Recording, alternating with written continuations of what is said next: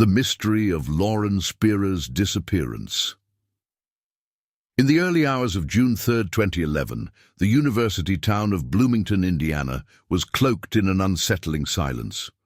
While most students slept after a night of partying, a young woman vanished without a trace. Lauren Spierer, a 20-year-old Indiana University student, was last seen walking barefoot through the dark streets, visibly intoxicated, with no one knowing that this would be her final recorded sighting.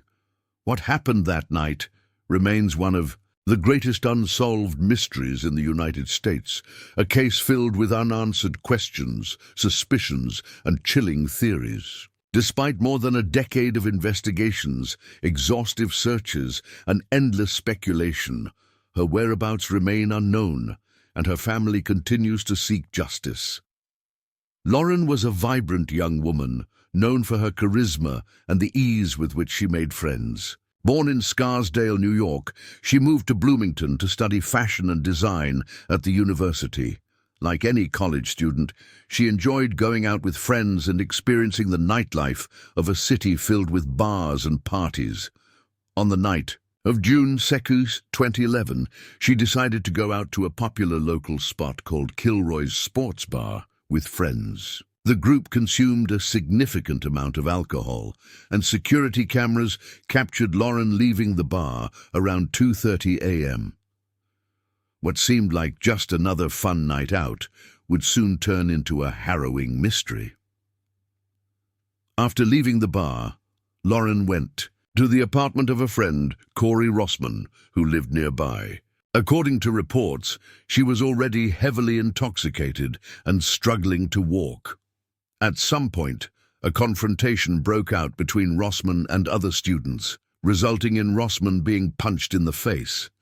His roommate, Michael Beth, later claimed that Rossman was so drunk he had no memory of what happened afterward. Beth reportedly helped Lauren get to another friend's apartment, Jason Rosenbaum, where she was last seen around 4:30 a.m. Security cameras showed Lauren walking barefoot down the street, but after that, her trail vanished completely. Lauren's absence was noticed the next morning when her friends tried to contact her without success. Alarmed by her disappearance, her family traveled from New York to Bloomington to assist in the search. The police were called in, and in the first 48 hours, investigators focused on retracing Lauren's final movements. However, no concrete evidence surfaced. No signs of a struggle, no trace of her phone or clothing, no witnesses who could definitively say what happened after 4:30 a.m. The only certainty was that Lauren had disappeared into thin air. As days passed, theories began to emerge. One of the most debated possibilities was that Lauren had suffered an overdose and that someone involved that night had covered it up by disposing of her body. Her history of heart problems and reports of drug use that night fueled this theory, but no evidence was ever found to support it. Another theory suggested that she was abducted by a stranger while wandering the streets alone, making her an easy target for a predator. The lack of surveillance cameras in the area where she was last seen made it impossible to confirm this scenario. The investigation became increasingly frustrating for both the police and Lauren's family. Authorities repeatedly questioned her, her friends, especially those who last saw her, but no solid evidence pointed to any direct involvement. Despite suspicions surrounding Rossman, Beth, and Rosenbaum, none of them were formally charged. The Spierer family, unwilling to accept the lack of answers, launched numerous campaigns to keep the case in the media and push for new leads, but nothing substantial ever came of it. Over the years, various sightings were reported across different states, but all turned out to be false alarms. Some independent investigators speculated that Lauren may have been a victim of human trafficking, given Bloomington's proximity to major interstate highways, which could have facilitated her transport. However, this theory was never confirmed. The case was also compared to other young women who had disappeared under similar circumstances, leading to speculation about the possibility of a serial killer operating in the area. But once again, no concrete evidence surfaced. The emotional toll of Lauren's disappearance was devastating for her family. Her parents, Robert and Charlene Spierer, spent years tirelessly searching for answers, refusing to accept that their daughter had simply vanished without explanation. They faced threats, conspiracy theories, and even unfounded accusations that they were somehow involved. Despite the pain, they never stopped fighting to keep Lauren's memory alive and to demand justice.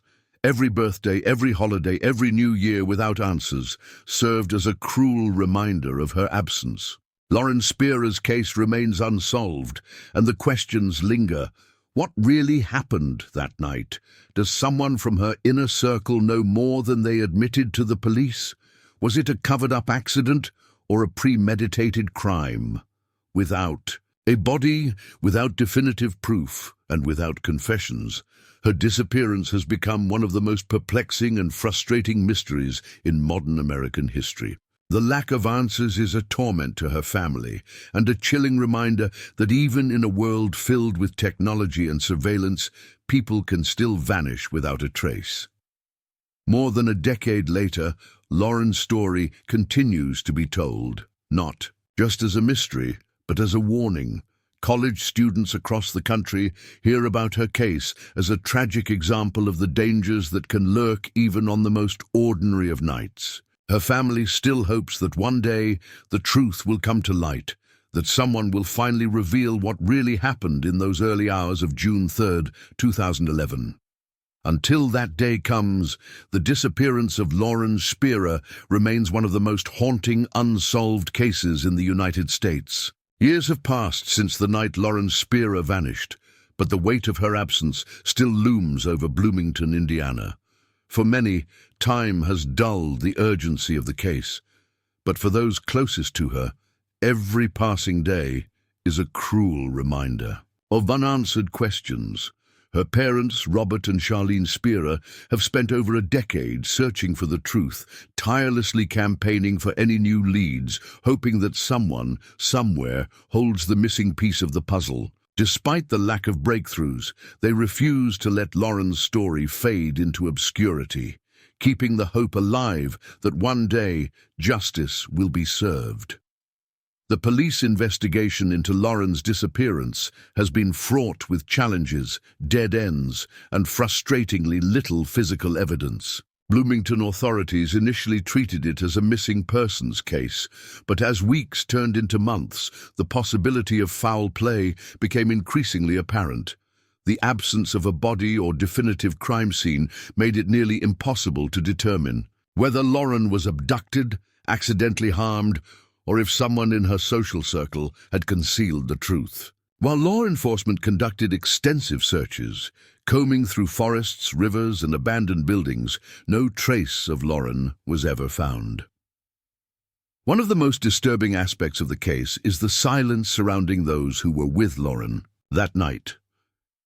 While all of her friends and acquaintances cooperated with police to some extent, none provided information that led to a concrete resolution. Corey Rossman, the friend she was last seen with before walking off alone, maintained that he had no memory of the night due to being punched in the face. Michael Beth, his roommate, admitted to helping Lauren get to Jason Rosenbaum's apartment, but nothing beyond that. Rosenbaum, the last person to reportedly see her alive, claimed she left his apartment alone and that he had no idea what happened afterward. If any of them knew more than they admitted, they have remained tight-lipped for over a decade. Some investigators have suggested that Lauren's case was mishandled in its early stages. The first 48 hours after a disappearance are critical for gathering evidence, and many believe that key opportunities were missed. Surveillance footage was reviewed, but cameras failed to capture what happened after Lauren was last seen. Her phone and belongings were never recovered, making it impossible to track her movements digitally. Even searches with cadaver dogs yielded no promising leads. Without hard evidence, the case remained in a state of frustrating limbo, with little more than speculation to drive the investigation forward. Theories about Lauren's fate continue to circulate, ranging from plausible to chillingly sinister. Some believe she may have died accidentally, either from an overdose or a fall, and that those involved panicked, choosing to dispose of her body rather than call for help. Others suspect she may have encountered a stranger on the street, someone who saw her vulnerable state and took advantage of the opportunity to abduct her. The idea that she was trafficked is another possibility, though law enforcement has never found evidence linking her case to organized crime. The lack of forensic clues makes it impossible to confirm or refute any of these theories with certainty. Lauren's disappearance also raised serious concerns about campus safety, prompting discussions about the dangers young students face when partying in college towns. Indiana University students and faculty were shaken by the case, and many began re-evaluating their own safety practices. The fact that Lauren disappeared in an area surrounded by other students, in a town filled with potential witnesses, only deepened the fear that something similar could happen again. While the university implemented new safety measures and awareness campaigns, none of it could undo what had already happened. For the Spierer family, the absence of closure is the most unbearable part of their ordeal. They have faced years of false leads, hoaxes, and individuals who cruelly toyed with their grief by claiming to have information. Some have even accused Lauren herself of being responsible for her fate, blaming her drinking or lifestyle choices for what happened to her. These insensitive remarks have only added to the family's pain, forcing them to defend their daughter's memory while still grappling with their own loss.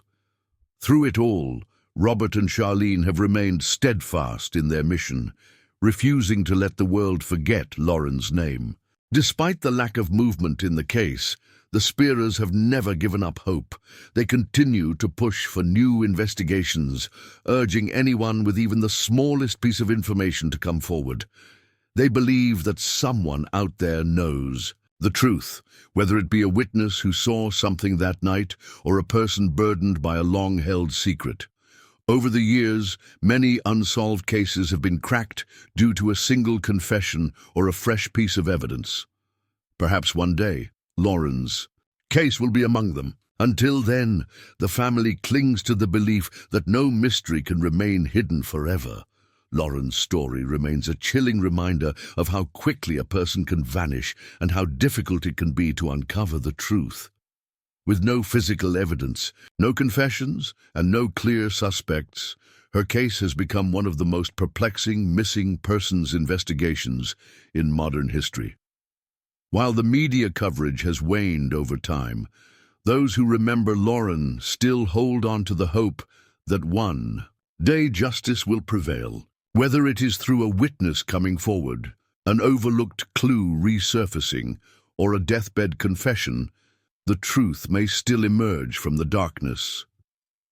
Until that day comes, the shadow of Lauren Spierer's disappearance continues to haunt those who seek answers. For her family, her friends, and the investigators who spent years trying to piece together what happened, the search is far from over. The hope remains that one day someone will speak the words that will finally bring Lauren home, whether in body or in truth.